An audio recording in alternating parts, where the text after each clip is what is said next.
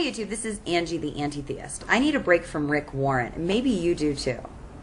Today I want to talk about the fact that I did not choose Christianity.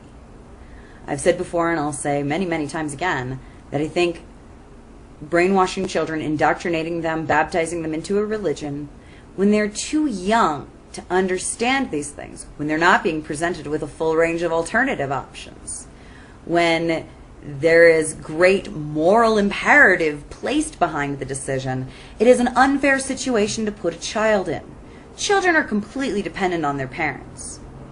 Children cannot provide for themselves. They cannot make their own food. I was 3 when I gave my heart to Jesus. I was way too young to be thinking about these things. My son turns 5 next week. I don't talk about religion with him, really. I've told him, that some people believe in Jesus and some people believe in a God called Allah, and, that mommy doesn't believe in those things, but that he can figure it out when he's older, and we'll talk about it when he's older. Because he's not old enough to make these decisions. His brain isn't done growing yet. Religion is emotional, it's got moral issues, it's got laws, it's got all kinds of codes of conduct, dietary restrictions. Religion is not a small thing. Maybe it is for some, but if you take it seriously, it's not a small thing. It's a major imposition and structuring of someone's life. To make that kind of decision for a child, to bet, to be so sure that you are right in Pascal's wager about which God it's going to be, who's got the afterlife plan, that you're going to make that decision for someone else. Because that's what Sunday school is. That's what catechism is. That's what taking your children to the mosque every Friday is. You are indoctrinating them into your religion because you are so sure you're right that you don't trust your child enough to make that decision for themselves. I think if I'd been given the full range of religious choices, full range of deities to worship from, or not, if atheism had been on the table, I very well might have picked it first.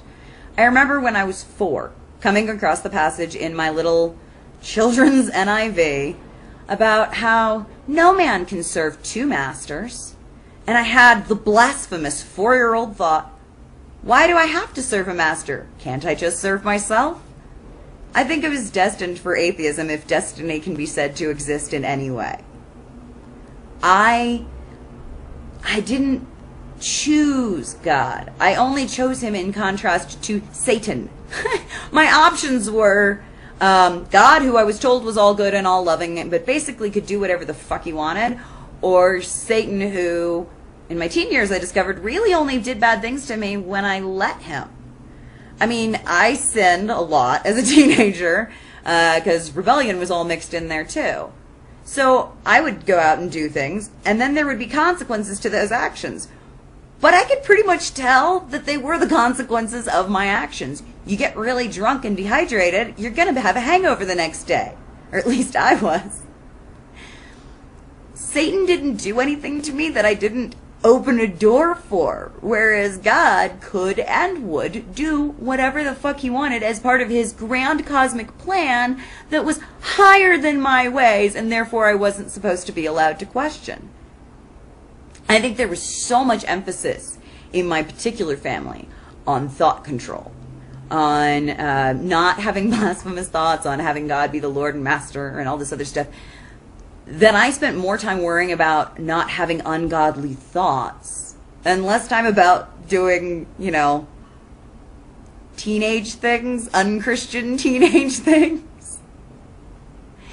I was more worried about my thoughts being in line than my actions because, by my teen years, I'd really found this message of grace. Hedonism totally covered. All I had to do was repent sincerely, and Jesus had already paid the price for all of my sins, and since I believed him, and I was already going to heaven. I really didn't have a compelling reason. Now, I did feel tremendous guilt, but that guilt didn't override my biological imperative to go out and get freaky every once in a while. That guilt did not override the fact that I was horribly, horribly depressed and trying to self-medicate with street drugs. That guilt didn't it didn't help. It didn't make me make better choices. It didn't help me to lead a more godly life or a more moral life. It didn't help. Christianity has not been good for me. I wouldn't recommend it to someone else.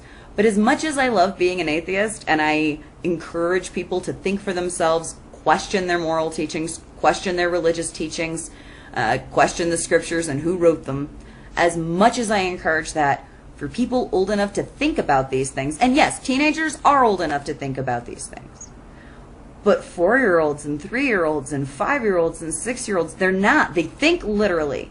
You tell them about a hell with a lake of fire, they're gonna think a lake of fire. Kids don't think in metaphor very well until a certain age.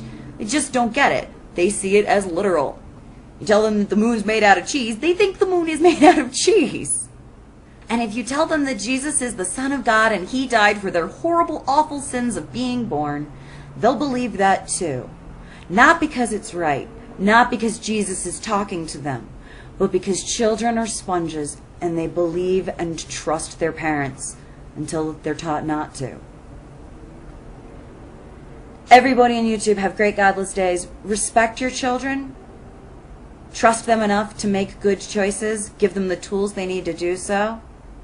And try to be good parents. Peace.